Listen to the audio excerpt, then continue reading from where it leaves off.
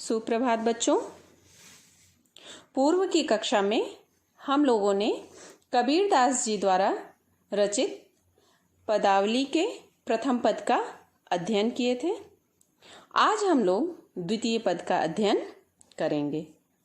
बच्चों, इस पद में संत कबीरदास जी ने आंधी व आंधी के बाद होने वाली बरसात को रूपक के द्वारा अपनी आध्यात्मिक अनुभूति को अभिव्यक्त करने का प्रयास किया है।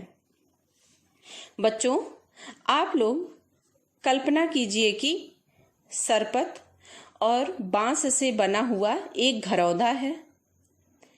तेज आंधी के आने पर इस घरौंदे पर क्या प्रभाव पड़ता है, यह आप कल्पना करेंगे तो आप देखेंगे कि सबसे पहले उस घरौंदे के चारों ओर लगी टाटियां उड़ जाती हैं और उनको बांधने वाली रस्सियां भी टूट जाती हैं।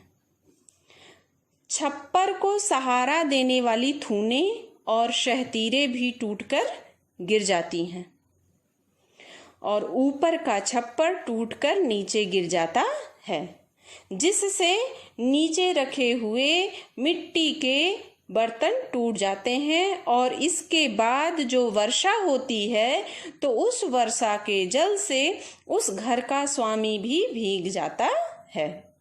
बच्चों, इसी घटना के सहारे संत कबीरदास जी अपनी आध्यात्मिक अनुभूतियों को अभिव्यंजित किए हैं, जिसे आज हम लोग समझने का प्रयास करेंगे। लिखा है उन्होंने, संतो भाई आई ज्ञान की आंधी रे, भ्रम की टाटी सबे उड़ानी माया रहे न बांधी रे, दुचिते की दुई थूनी गिरानी मोह बलिंडा टूटा, तृष्णा छानी परी घर ऊपर कुबध घभांडा फूटा, जोग जुगत कर संतो बांधी निर्चू चुएन पानी, कूड़ कपट काया का निस्क्या हर की गत जब जानी, आंधी पीछे जो जल बूठा प्रेम हरिजन भीना, कहे कबीर भान के प्रगटे उदित भयातम शीना।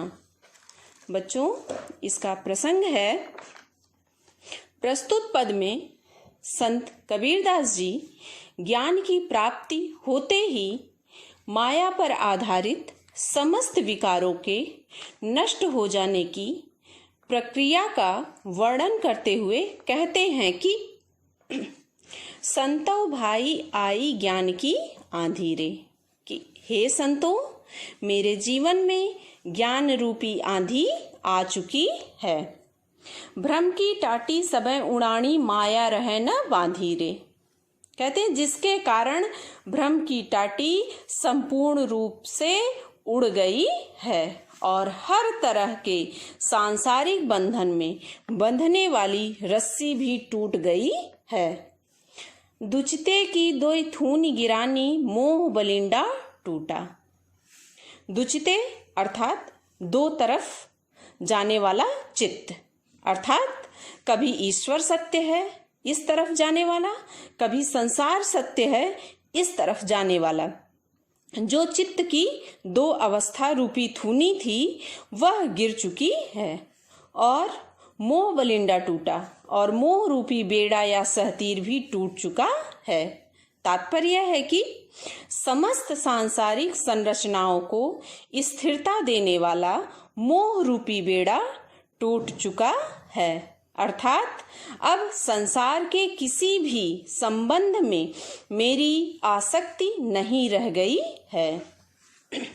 तृष्णा छान परी घर ऊपर कुबध का भांडा फूटा, कहते हैं तृष्णा या लालच रूपी छप्पर के टूट कर गिर जाने के कारण कुबुद्धि या मूर्खता रूपी बर्तन फूट चुके हैं।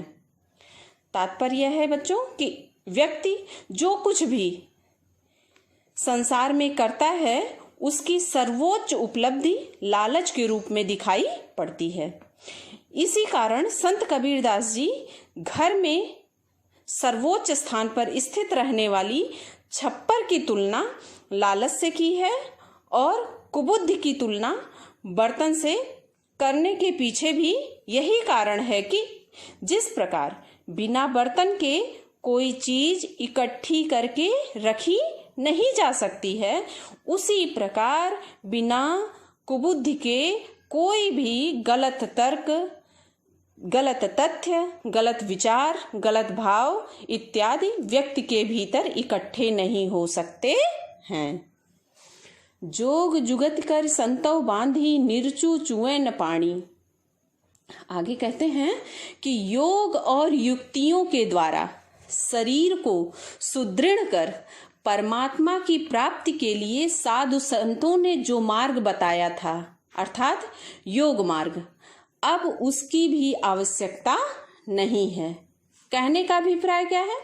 कहने का अभिप्राय यह है कि ज्ञान प्राप्त होने के कारण अब ज्ञान योग के द्वारा ही मुझे परमात्मा की प्राप्ति हो गई है।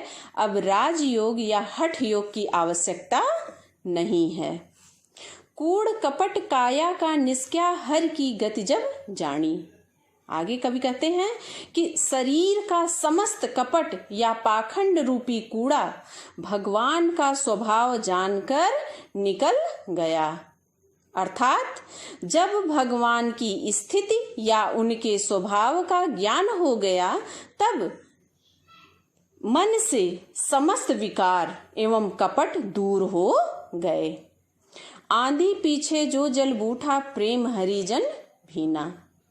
कबीरदास जी कहते हैं कि इस ज्ञान रूपी आंधी के आने के पश्चात भगवान की भक्ति रूपी जिस जल की वर्षा हुई, उससे मेरा रोम रोम भीग गया। अर्थात मैं पूरी तरह से भगवान की भक्ति में निमग्न हो गया। कहे कबीर भान के प्रकटे उदित भयातम शीना। कबीरदास जी कहते हैं कि ज्ञान रूपी भान अर्थात सूर्य के उदित होने पर अज्ञान रूपी अंधकार दूर हो गया है। अब बच्चों काव्यगत सौंदर्य जान लीजिए। पहला है, कवि ने स्पष्ट किया है कि ज्ञान प्राप्त होने पर माया से उत्पन्न अज्ञान नष्ट हो जाता है। दूसरा पॉइंट है, कवि ने बहुत ही अच्छे ढंग से स्पष्ट किया है कि ज्ञान प्राप्त होने के पश्चात ही भगवान की भक्ति प्राप्त होती है। और हिंदी साहित्य के प्रकांड आलोचक आचार्य रामचंद्र शुक्ल ने अपने निबंध संग्रह चिंतामणि में लिखा है, ज्ञान बोध के भीतर ही भाव बोध का विस्तार होता है। रस इसमें शांत रस का प्रयोग है, भाषा सदुक्कड़ी, छंद गेय पद, गुण प्रसाद गुण है, शब्द शक्ति, लक्षणा, अलंकार रूपक और अतिशयोक्ति अलंकार है। इस तरह से बच्चों आज हमारा दूसरा पद पूर्ण हुआ। धन्यवाद।